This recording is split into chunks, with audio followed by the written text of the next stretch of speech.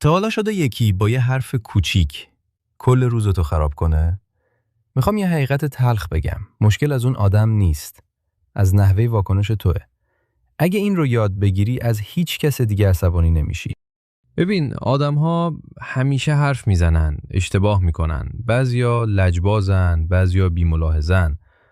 تو نمیتونی رفتار همه رو کنترل کنی. اما یه چیزی هست که میتونی کنترلش کنی. معنی که به رفتار اونها میدی. خیلی وقتها ما از رفتار طرف ناراحت نمیشیم. از برداشت خودمون ناراحت میشیم. طرف جواب پیاممون رو دیر داده، ما تو ذهنمون میسازیم حتما بی احترامی کرد. شاید ارزش نمیذاره، شاید ناراحته. در حالی که شاید فقط درگیر بوده.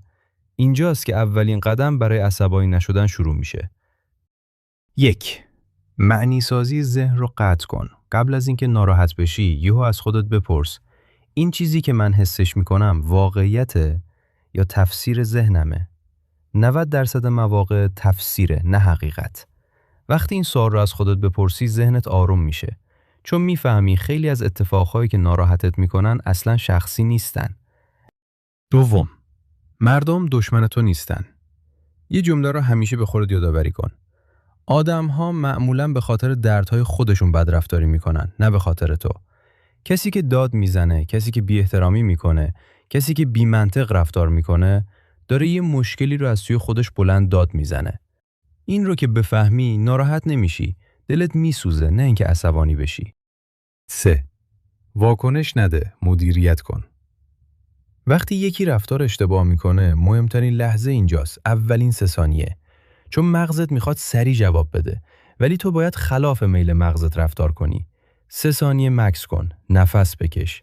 این مکث ساده 80% عصبانیت ها رو خاموش میکنه. باورت نمیشه چقدر موثره. 4. به رفتار جواب بده، نه به احساس لحظه‌ای. وقتی یکی تو رو اذیت میکنه، همیشه 2 تا انتخاب داری. یا مثل خودش رفتار کنی، یا مثل کسی که خودت دوست داری باشی. بگو حالا بهترین نسخه من چی جواب میده؟ وقتی از این زاویه نگاه کنی، خودت رو مجبور میکنی بالغتر از موقعیت رفتار کنی. 5. مرز داشته باش، ولی انفجاری نه.